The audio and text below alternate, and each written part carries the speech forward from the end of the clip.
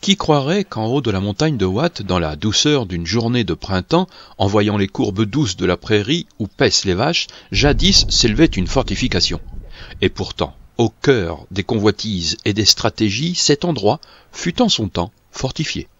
Ça n'en a pas l'air, pour ceux qui ne connaissent pas, mais Watt a été un espace fortifié de la plus haute importance au XVIIe siècle notamment. Cet après-midi, des voyageurs du temps sont venus vivre cette histoire à travers les visites organisées par la ville de Watt à l'occasion des Journées des espaces fortifiés. On emmène là une quarantaine de personnes qui vont découvrir ce qu'est un bastion enlevé de terre comme on voit à Watt. Si cela n'est plus aussi évident depuis le plancher des vaches, c'est depuis les airs que l'empreinte de l'enceinte fortifiée est encore visible. On a quelques plans et schémas. Malheureusement c'est tout, et puis on a ce qui est derrière moi, qui est la tour de l'église abbatiale qui date du XVe siècle. Les visiteurs suivent le guide qui raconte cet endroit jadis, il recontextualise et fait naître des images dans l'esprit des voyageurs du temps. L'histoire du site fait que c'est un endroit qu'il faut visiter, qu'il faut revenir voir, et à chaque fois on découvre de nouveaux aspects, nouvelles visions du site. Et l'on apprend que le moulin, autre sentinelle du temps, n'a pas toujours été de pierre, mais fut d'abord de bois.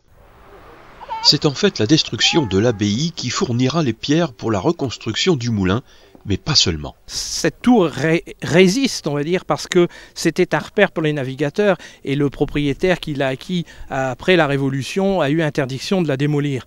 Mais avant cela, il y avait eu un autre prédateur qui était l'évêque de Saint-Omer, qui avait fait abattre les bâtiments conventuels et toute l'église pour se faire construire une maison de campagne. La visite, non, très sympa, vraiment. L'aspect, la description du bastion, etc. C'est vrai que quand on passe comme ça, on n'a pas forcément tous ces éléments qui sont donnés par le guide pendant la visite. Donc c'est très enrichissant d'un point de vue culturel.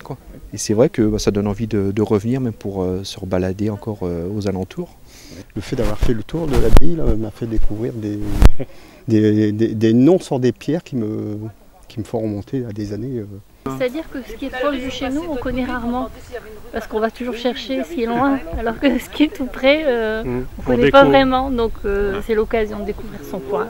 Aujourd'hui, la tour de l'abbaye est un repère dans la Flandre et un endroit où l'histoire retentit de diverses façons avec plus ou moins de fantaisie, comme ces trois guides farfelus et complètement déjantés qui conduisent le public dans le petit bois au pied de la tour à redécouvrir l'ingénieur du roi, Sébastien Le Prest de Vauban. Approchez, n'hésitez pas, approchez, car aujourd'hui et aujourd'hui seulement, nous allons procéder à la kermesse de Vauban. Nous sommes très heureux de vous accueillir ici. Nous allons vous offrir du rêve, oui, de l'illusion, certes, mais nous allons aussi vous offrir de la vérité historique. Nous allons vous faire découvrir un sous-bois merveilleux et nous vous demandons de nous suivre. On a organisé ce temps fort, puissant, suite à une visite savante menée par la ville de Watt, où les gens ont appris des choses. Et tandis qu'avec nous, ils ont plutôt désappris. On part mal, je le sens bien. On patauge un peu dans la semoule, c'est vrai. Mais néanmoins, vous êtes un public attentif et ça, on vous en remercie. Et en vérité, on a transgressé largement et sans aucun complexe l'histoire du maréchal de Vauban, nous inspirant cependant de vérité historique grâce à Madame Chaud, qui a été faire une recherche littéraire approfondie, notamment autour du livre de Vauban, Les Oisivetés, et du chapitre 4. Tome 4, La cochonnerie. Et aujourd'hui même, je te fais maréchal de la visite. Applaudissements pour Antonin! C'est le Vauban humaniste. Et moi, je trouve qu'à chaque fois qu'il y a un grand homme comme ça, on garde de lui que les faits militaires ou les grandes découvertes, etc. Comme ça, Basterne, il avait aménagé cette diligence pour pouvoir y travailler. Ce qui était important pour lui, c'était non pas de remporter des guerres, mais de faire le moins de victimes possible et de sauver au maximum population et soldats. Vauban, c'est un personnage quand même extrêmement intéressant. Hein. Puis, au détour d'une indiscrétion lâchée sans calcul, le public apprenait que le marquis de Vauban n'est jamais venu à Watt. Monsieur Vauban ne va pas nous en vouloir, il n'est jamais venu à Watt personnellement.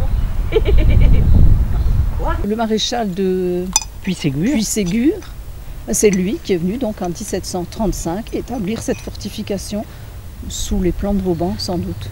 Vous avez appris quelque chose ? Bah oui, que Vauban n'était jamais venu à Watt. Savante ou fantaisiste, l'histoire se raconte de pierre en caillou, d'empreintes du temps en mémoire qui subsistent. C'est ainsi que le patrimoine reste vivant, s'enrichit encore aujourd'hui pour demain.